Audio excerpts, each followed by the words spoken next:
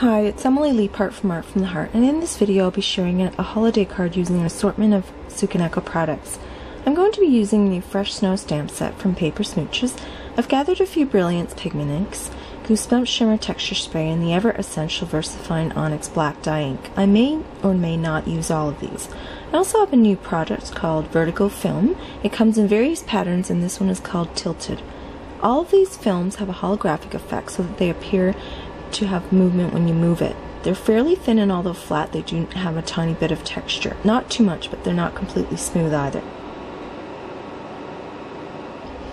I've prepared a craft card base that is 4 by 5.5. I think these pigment inks are really going to pop against the craft.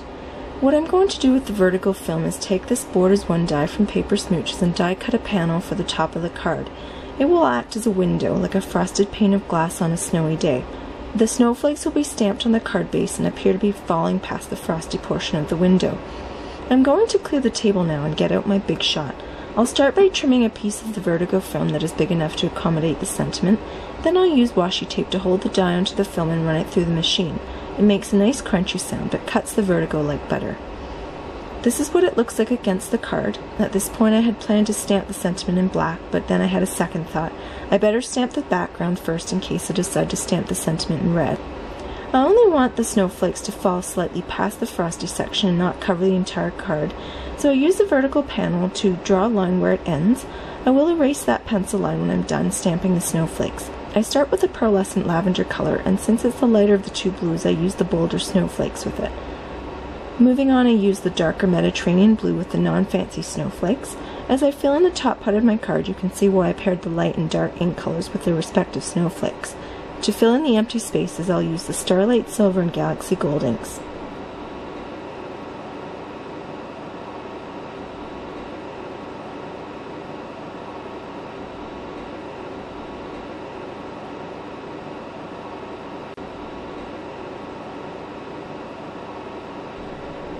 Since the vertical film is translucent, you can see the snowflakes behind it, giving the card a dazzling visual effect.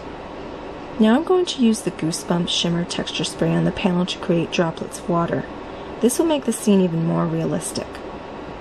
It takes a bit of experimentation and practice to get it just right, but the good thing is Goosebumps is very easy to clean with a damp cloth or baby wipe. To speed up the drying process, I use my heat gun on the film for a few seconds. This will take longer if you add a thicker layer to your project. Once it's ready to be stamped on, I hold up the Rocket Red to make my final decision on the sentiment color. I decide against it and stick with the Onyx Black.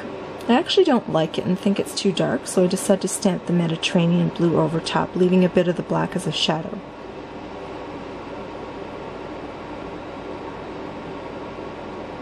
Now I'm going to heat set the pigment inks on the card before erasing the smudges and pencil lines. While I think about how to adhere the vertical panel to the card base, I make sure that the sentiment is dry before handling it further. I decide to use glue dots in the corners, like those little rubber pads that go between glass panels or underneath glass tables. If you have vellum tape, that would probably work very well.